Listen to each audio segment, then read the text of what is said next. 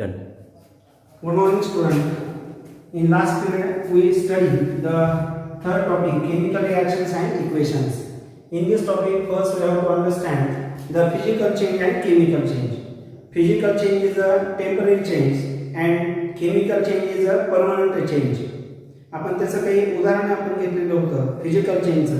Ice convert into water, it is a physical change. आणि chemical चेंजचं example wood burning of wood, लाकूड जाळणे, हे केमिकल चेंज आहे आपल्याला सांगता येईल. हे झाल्यानंतर आपण पुढचा पॉईंट घेतला होता केमिकल रिॲक्शन, रासायनिक अभिक्रिया. ना केमिकल रिॲक्शन म्हणजे काय सांगितलेले आहे, the when substances are breaking down to form a new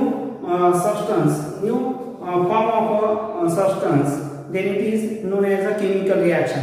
In a chemical reactions, a reactant and product are always present. Chemical reactions are represented with help of a chemical equation. रासायनिक अभिक्रिया जर दर्शवायची असेल तर आपल्याला chemical equation हे महत्त्वाचं आहे, रासायनिक समीकरण महत्त्वाचं आहे. So first, in this period we have to understand the concept chemical equations. In a chemical equations, we know that there are two sides of a chemical equations, left and right. Left and right. Each chemical equation has two sides, left side and right side. प्रत्येक रासायनिक समीकरणाला दोन बाजू असतात, डावी बाजू आणि उजवी बाजू. Left side containing the reactant. Left side containing the reactant and right side containing the product. उजव्या बाजूला प्रोडक्ट असतात, उत्पादिते असतात, आणि डाव्या बाजूला रिएक्टंट असतात. For example C+O2 to form CO2. In this reaction, the C+O2 is the reactant and CO2 is the product. मग आता या केमिकल रिएक्शन मध्ये, या केमिकल इक्वेशन मध्ये कोणकोणते या ठिकाणी कोणकोणते पॉइंट विचारात घेतले जातात. Which are the parts are necessary to draw the chemical equation? Chemical equation दोन पद्धतीने रिप्रेझेंट करतात, एक केमिकल वर्ड आणि दुसरा by using the symbol of element. दिलेल्या मूलद्रव्यांचा सिंबल हा यूज करून देखील आपण केमिकल इक्वेशन लिहू शकतो. It is a this chemical equation is used by using the chemical symbol. इथं एलिमेंटचा सिंबल यूज करून आपण हे इक्वेशन लिहिले आहे. हेच इक्वेशन वर्ड इक्वेशन लिहायचं असेल तर आपण असं लिहू शकतो, carbon dioxide plus oxygen two form carbon plus oxygen two form carbon dioxide. It is a word equation. हे वर्ड इक्वेशन आपल्याला म्हणता येईल. मग वर्ड इक्वेशन नुसार आपण सिंबल यूज करून आपण हे इक्वेशन लिहिलेलं आहे. कार्बनचा symbol C, oxygen O2 to form the compound CO2, that is a carbon dioxide. So we have to understand the chemical equation. In a chemical equation, reactant and product are always present. Reactant are left side and product is placed to right side of a chemical equation. मग या chemical equation मध्ये an arrow indicate that the indicated towards the product. हा arrow जो दाखवलेला आहे, जो बाण दाखवलेला आहे, हा बाण या प्रोडक्टच्या दिशेने आपल्याला बांधता येईल. The arrow which is placed between reactant and product. Reactant आणि प्रोडक्ट याच्या दरम्यान हा arrow आपल्याला दाखवलेला आहे. मग याच्या संदर्भात माहिती आपल्याला या ठिकाणी घ्यायची आहे. हे झालं केमिकल इक्वेशनच्या संदर्भात. त्यानंतर how to balance the chemical equation. Chemical equation balance कसं करतात हे आपण या ठिकाणी समजून घेऊ. पहा,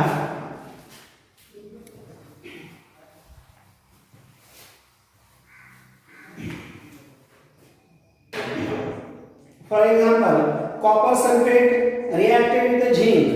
copper sulphate reacted with zinc to form. आता ही केमिकल रिएक्शन जर आपण म्हणली to form zinc sulphate plus copper. आता या केमिकल रिएक्शन मध्ये आपल्याला सांगता येईल इन द केमिकल रिएक्शन और in chemical equations copper sulphate reacted with zinc it is a reactant. हा रिएक्टंट म्हणता येईल, हा आपला प्रॉडक्ट म्हणता येईल. आता यामध्ये बॅलन्स केमिकल रिएक्शन कशी करायची, दिलेलं केमिकल इक्वेशन राईट आहे का, बरोबर आहे का, हे आपल्याला चेक करायचं आहे. मग हे बॅलन्स करताना प्रत्येक एलिमेंटचे मॉलिक्यूल हे राईट आणि लेफ्ट साइडला इक्वल आहेत का हे आपल्याला पाहायचं आहे. आपण balancing the chemical equation balance कसं करायचं आहे हे या ठिकाणी आपण अभ्यासत आहोत. मग यामध्ये आपल्याला लिहिता येईल एलिमेंट मॉलिक्यूल ऑफ. आता यामध्ये कोणकोणत्या एलिमेंटचे मॉलिक्यूल आपल्याला घ्यायचे आहेत, मॉलिक्यूल ऑफ एलिमेंट. यामध्ये आपल्याला पहिल्यांदा molecule of element of atom किंवा मॉलिक्यूल म्हणता येईल आपल्याला. इथं आहे कॉपर, नंतर आहे सल्फर, ऑक्सिजन, झिंक. इथं आपल्याला लेफ्ट साइड म्हणता येईल, इथं राईट साइड म्हणता येईल. नंबर ऑफ ॲटम्स किंवा मॉलिक्यूल म्हणता येईल, आपण ॲटम म्हणलं तरी जमेल. आता कॉपरचे किती ॲटम्स आहेत, लेफ्ट साइडला पहा, कॉपरचा एक ॲटम आहे इथं, एक. राईट साइडला कॉपरचा पण एक ॲटम आहे. नंतर सल्फरचा एक ॲटम आहे, राईट साइडला पण एक ॲटम आहे. नंतर ऑक्सिजनचे 4 ॲटम आहेत, राईट साइडला पण ऑक्सिजनचे 4 ॲटम आहेत. झिंकचा एक ॲटम आहे, राईट साइडला पण एक ॲटम आहे. Number of atoms in right side and left side are equal, so the given chemical equation is balance. दिलेलं केमिकल इक्वेशन बॅलन्स हे आपल्याला सांगता येईल. पण हे बॅलन्स केव्हा चेक, बॅलन्स जर नसेल, एखादं इक्वेशन बॅलन्स नसेल तर आपल्याला या ठिकाणी नंबर्स लिहावे लागतात, बॅलन्स करावे लागतात. नंबर ऑफ ॲटम्स राईट आणि लेफ्ट साइडला कमी किंवा जास्त असतील तर ते बॅलन्स करून द्यावे लागतात. आता हे बॅलन्स आपल्याला म्हणता येईल. अजून एक एक्झाम्पल आपण घेऊ इथं विचारामध्ये पहा. सेकंड एक्झाम्पल घेऊ आपण बॅलन्सिंग द केमिकल इक्वेशन मध्ये. Copper number 2, silver nitrate reacted with silver nitrate AgCl plus reacted with sodium silver nitrate reacted with the NaCl means common salt which is known as a sodium chloride. AgCl3 means silver nitrate, silver chloride reacted with sodium chloride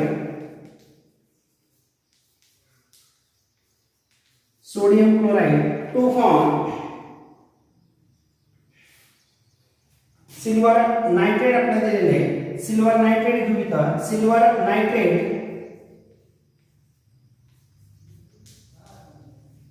to form आपल्या यापासून product मिळतोय AgCl plus NaNO3. AgCl plus NaNO3. Look at this.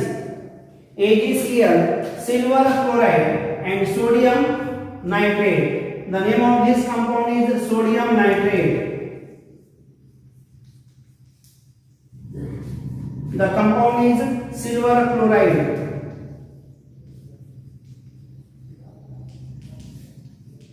पाहता हे chemical equation आपल्याला दिलेले आहे. How to balance.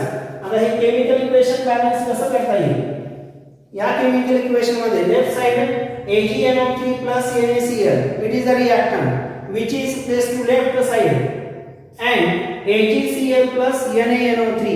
AgCl means silver chloride and NaNO3 means sodium nitrate.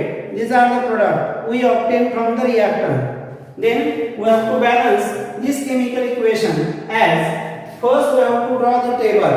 In table the number of elements we have to be given. Look at this element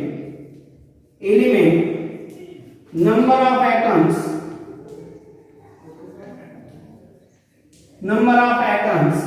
element कोणते त्यामध्ये Ag, then nitrogen, oxygen, then chlorine.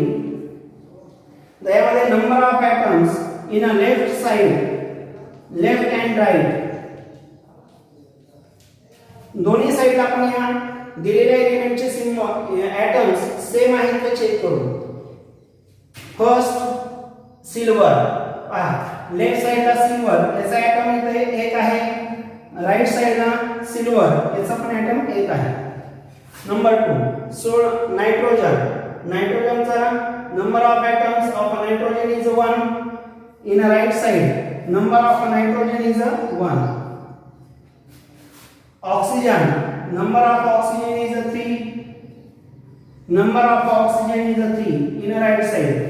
And last chlorine. chlorine चे atom एक आहे, right side ला पण chlorine चे atom एक आहे. So the given chemical equation is a balance. दिलेलं chemical equation balance आहे हे सांगता येईल. मग आपल्याला how to balance the chemical equations असं जर विचारलं, दिलेलं chemical equation balance कसं करता येईल, तर काय सांगता येईल, number of atoms in a left side and right side, where number of atoms in a left side and right side are equal, then the given chemical equation is a balance. अजून एक example आपण या ठिकाणी घेऊ.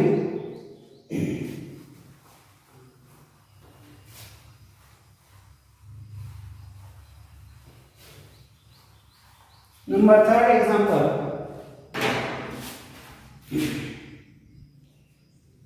Number 3rd, NaOH plus H2SO4, NaOH plus H2SO4, we get the product Na2SO4 plus another product is given H2O. आता या chemical equation हे balance आहे का नाही हे आपण चेक करू. लेफ्ट साइड आणि राइट साइड, लेफ्ट साइडला रिएक्टंट, राइट साइडला प्रोडक्ट आहे. लेफ्ट साइड मध्ये NaOH sodium hydroxide reacted with sulphuric acid to form sodium sulphate plus water. आता हे चेक करू आपण, number of atoms in left and right side are equal or not. Look at this, sodium इथे element number of atoms in a left or right side, sodium element आहे sodium, number second oxygen, hydrogen, next sulfur. आता यामध्ये सोडियमचे इथे एक atom आहे left साइडला, right साइडला 2 item आहेत. त्यानंतर ऑक्सिजनचे 4 आणि 1 5 ॲटम आपल्याला सांगता येईल. ऑक्सिजनचे राइट साइडला 4 आणि 1 5. त्यानंतर ऑक्सिजन झाल्यानंतर हायड्रोजनचे 2 आणि हा एक 3. इकडे हायड्रोजन 2 या ठिकाणी आपल्याला देता येईल. इथे आपल्याला दिलेले 2 अधिक 1 3. इकडे आपल्याला हायड्रोजन किती दिले 2. नंतर सल्फरचा एक पॉइंट दिलेला आहे, number of atoms of sulphur 1, right साइडला पण 1 आहे. इथे बॅलन्स कोणकोणते नाही आहेत ॲटम्स पहा, कोणकोणते नाही आहेत. सोडियमचा एक आहे, इथे 2 दिलेले आहे. ऑक्सिजन 5 5 आहे, हायड्रोजन 3 आहे, इथे 2 आहे, सल्फर 1 1 आहे. मग या ठिकाणी आपल्याला सोडियमचा एक लेफ्ट साइडला एक ॲटम आहे, राइट साइडला 2 आहे. इथे बॅलन्स करावे लागतील. हे बॅलन्स करण्यासाठी आपल्याला नंबर ऑफ ॲटम्स या ठिकाणी लिहिणे आवश्यक आहे. पहा मग आपल्याला असं लिहिता येईल, इथं समजा आपण 2NaOH असं जर लिहिलं आणि समजा प्रॉडक्ट मध्ये 2H2O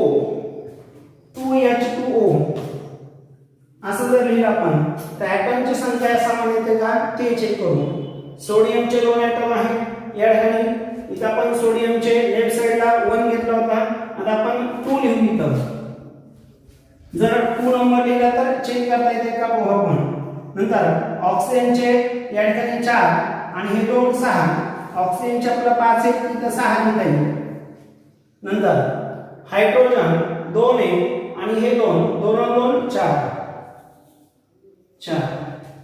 नंतर या ठिकाणी सल्फरचा एक पॉइंट आहे, एक आपला म्हणता येईल. आता राईट साइडला पहा, ऑक्सिजन सोडियमचे 2 आहेत ॲटम्स, नंतर ऑक्सिजनचे 5 आहेत. आता या ठिकाणी आपण हे 2 आणि हे 4 आणि 2 6 इथं 6 लिहिता येईल आपल्याला, कारण ही 2 संख्या लिहिली तर बॅलन्स येते का ते आपण चेक करणार आहोत.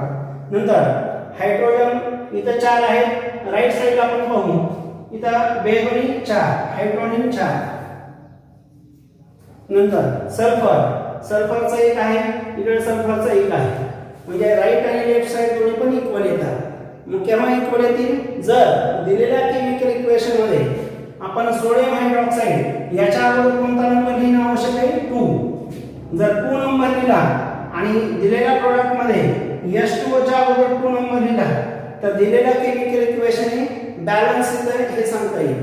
मग याप्रमाणे केमिकल इक्वेशन आपल्याला बॅलन्स करता येईल.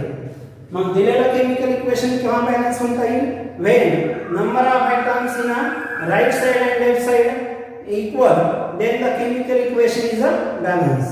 Next point we have to understand types of chemical equations or types of chemical reactions. आता केमिकल रिएक्शनचे ज्या 4 टाइप्स आहेत त्याचा अभ्यास आपल्याला या ठिकाणी करायचा आहे. पहा,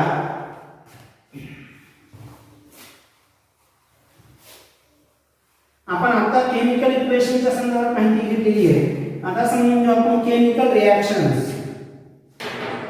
types of chemical reaction, types of chemical reaction.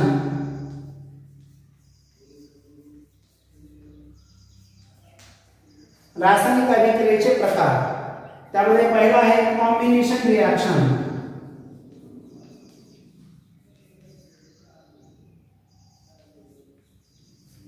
संयोग अभिक्रिया, मराठीमध्ये अर्थ आहे संयोग अभिक्रिया. आता संयोग अभिक्रिया म्हणजे काय, when 2 or more element combine to form a single substance then it is called as a combination reaction. जेव्हा 2 किंवा 2 पेक्षा जास्त पदार्थ एकत्र येतात, नवीन गुणधर्म असलेला पदार्थ मिळतो, त्यावेळेस त्याला कॉम्बिनेशन रिएक्शन असं म्हणता येईल. आपण 8वी आणि 9वीला पण अभ्यासलेलो आहे. Combination reaction means when 2 or more substances combine to form a product is called as a combination reaction. For example, 2Mg plus O2 to form 2MgO. सर्वात सोपं एक्झाम्पल आपण म्हणता येईल, रिएक्शन म्हणता येईल 2Mg plus O2 to form 2MgO. Magnesium reacted with oxygen to form magnesium oxide. Second example, C plus O2 to form CO2. Carbon plus oxygen to form carbon dioxide. These are the some examples of a combination reaction. अजून एखादा example आपण कॉम्बिनेशनचं घेता येईल. Number 3, ammonia reacted with HCl. Ammonia NH3, ammonia reacted with HCl to form ammonia NH3 plus HCl to form NH4. पहा इथं NH3 आहे तर याच्यामध्ये ऍड करा NH4Cl, यामध्ये प्रोडक्ट मिळेल ammonium chloride. NH3 means ammonia, HCl means hydrochloric acid to form ammonium chloride. ही झाली combination रिएक्शनची काही एक्झाम्पल. मग कॉम्बिनेशन रिएक्शन मीन्स संयोग अभिक्रिया when 2 or more elements combine किंवा when 2 or more substances combine in a fixed proportion we get the product. यामध्ये example 2Mg plus O2 to form 2MgO. Second example, C plus O2 to form CO2. Third example, ammonia reacted with HCl to form ammonium chloride. Next point,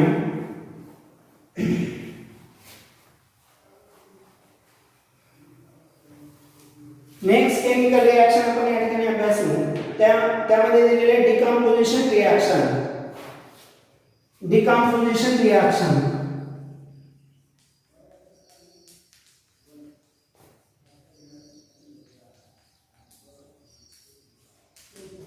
When 2 or more product is obtained from single reactant, from a single substance, then it is known as a decomposition reaction. आपल्याला एका अभिक्रियाकारकापासून दोन किंवा दोनपेक्षा जास्त product मिळत असतील तर त्याला आपण डिकम्पोजिशन रिएक्शन म्हणता येईल. when two or more products are obtained from a single reactant, एका अभिक्रियाकारकापासून दोन किंवा दोनपेक्षा जास्त उत्पादित मिळत असतील तर त्याला डिकम्पोजिशन रिएक्शन म्हणता येईल. एक्झाम्पल आपण घेऊ, glucose C12H22O11 glucose is divided when heated we get the product carbon plus water 12C plus 11H2O. Look at this. When glucose is heated, glucose जर आपण हीट केली तर याचं प्रमाण असं हे डिवाइडेशन होऊन किंवा याचं विघटन होऊन या ठिकाणी आपला कार्बन आणि वॉटर याचे मॉलिक्यूल मिळतात. ग्लुकोज म्हणजे शुगर आपण म्हणता येईल. when sugar is heated we get the compound, we get the element carbon and water. Means decomposition means the chemical reaction in which when two or more products are obtained from single reactant. Second example, calcium carbonate heated to form calcium carbonate heated, calcium carbonate चा symbol CaCO3 heated to form calcium oxide plus carbon dioxide gas releases from the chemical reaction. The symbol is used for heat. हा symbol जो आहे तो heat साठी वापरलेला आहे. मग यामध्ये सेकंड एक्झाम्पल डिकम्पोजिशनचा calcium carbonate CaCO3 means calcium carbonate heated to form calcium oxide and carbon dioxide gas releases. So it is an example of a decomposition reaction. Number third, यामध्ये आपण ह्या दोन केमिकल रिएक्शन आपण घेतलेल्या आहेत. एक पहिली घेतली कॉम्बिनेशन रिएक्शन आणि नंबर 2 घेतली डिकम्पोजिशन रिएक्शन. कॉम्बिनेशन रिएक्शन म्हणजे काय सांगितलंय, when two or more substances combine to form a product is called as a combination reaction. Combination reaction चा example 2Mg plus O2 to form 2MgO, C plus O2 to form CO2. आणि दुसरी reaction घेतली decomposition reaction. मग याची definition काय सांगता येईल, when two or more product is obtained from single reactant. Single reactant पासून दोन किंवा दोनपेक्षा जास्त प्रोडक्ट मिळत असतील तर त्या रिएक्शनला आपण डिकम्पोजिशन रिएक्शन म्हणता येईल. Example, glucose is heated, glucose is oxidized to form 12C plus water. Second example, calcium carbonate is heated to get calcium oxide plus carbon dioxide. इथं दोन केमिकल रिएक्शन आपण घेतलेले आहेत आज. मग आज आपण काय समजून घेतलंय, balancing the chemical equation. How to balance the chemical equation. Chemical equation balance कसं करायचंय यामध्ये काय सांगता येईल, number of atoms of element in a right and left side are equal, becomes equal, then the chemical reaction or chemical equation is balanced. दिलेल्या chemical इक्वेशनच्या right आणि left side मध्ये ॲटमची संख्या समान असेल, अणूंची संख्या समान असेल तर आपल्याला दिलेलं केमिकल इक्वेशन हे बॅलन्स आहे हे इथे सांगता येईल. उद्याच्या क्लासमध्ये आपण डिस्प्लेसमेंट आणि अजून पुढच्या ज्या केमिकल रिएक्शन असतील ते आपण घेणार आहोत.